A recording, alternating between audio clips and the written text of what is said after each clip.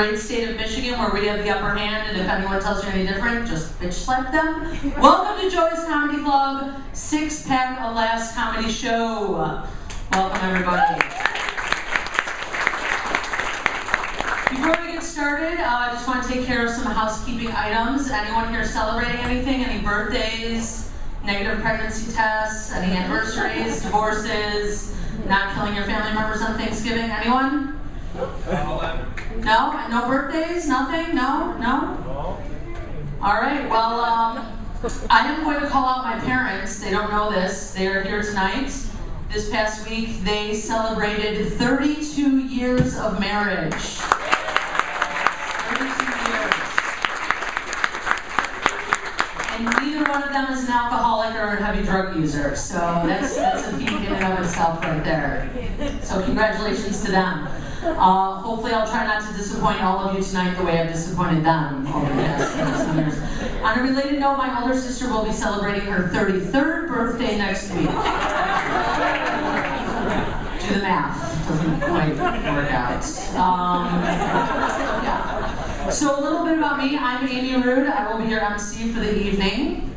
I am the middle child of 4 children. I'm the only one without a title. There's Jenny, the oldest, Amanda, the youngest, John, the only boy, and then there's me in the corner playing with matches in a can of WD-40.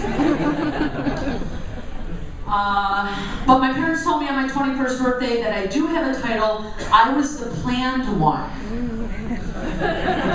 Most people would be disturbed by this, but instead I turned to my siblings and said, you all have new nicknames. Oops, whoops, and oh shits. My mother said, your siblings were not mistakes, they were products of a night of passion. Which to me is more disturbing than being the planned one. Because as far as I'm concerned, I was nothing more than a business transaction between my parents. Everyone have a good Thanksgiving? Yeah? Good Thanksgiving? Yep. Thanksgiving is the only holiday that actually celebrates the 7 deadly sins.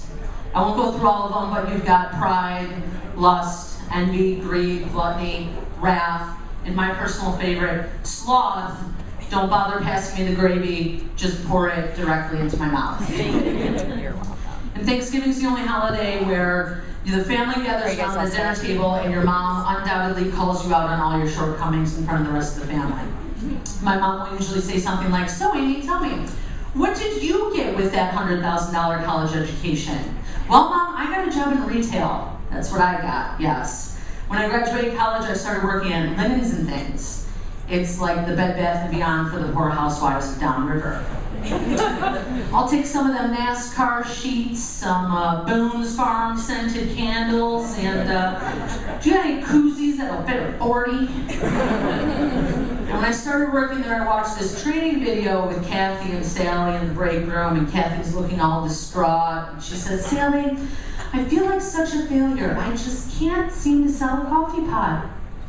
And I'm thinking to myself, Kathy, you're not a failure because you can't sell a coffee pot. You're a failure because you do sell coffee pots. Time to rethink your life, Kathy.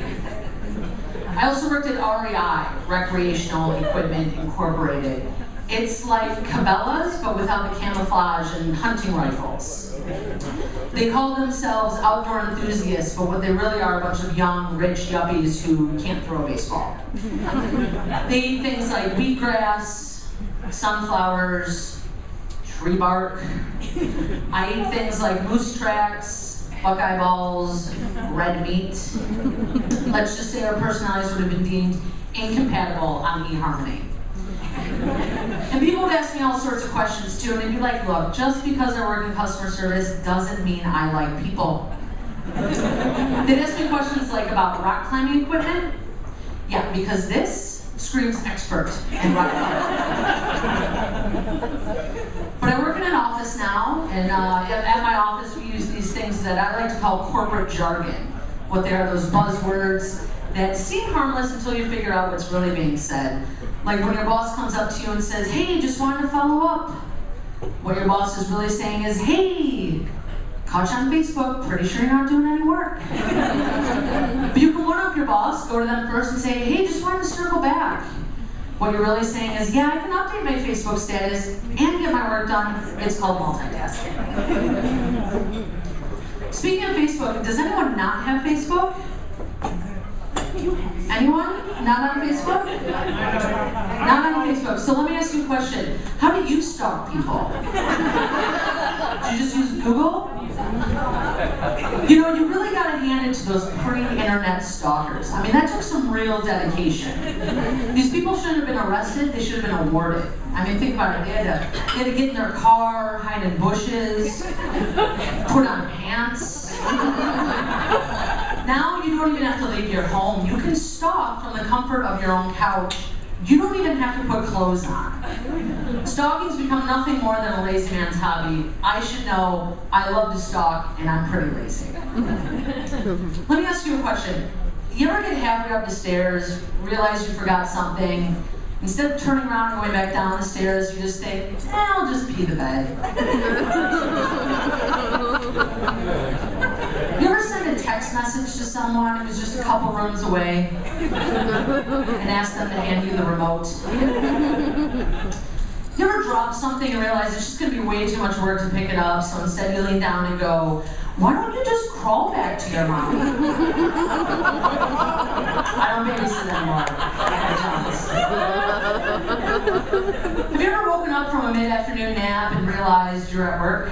And I wonder why I can only get a job in retail after college. Anyone out there unemployed? Anyone making a call to Marvin every week? Yeah, a couple people, yeah. I'm gonna do you a favor. This corporate jargon can really be used to your advantage. The next time you're in a job interview, don't tell them that you have ADD. Tell them that you're really good at multitasking. If you suffer from OCD, tell them that you're really, really organized. Let's say you like to gossip. It's called interpersonal skills. If you're really good at manipulating people, organizational savvy. And if you're anything like me, you don't ever tell them that you're lazy. You just tell them that you're really efficient.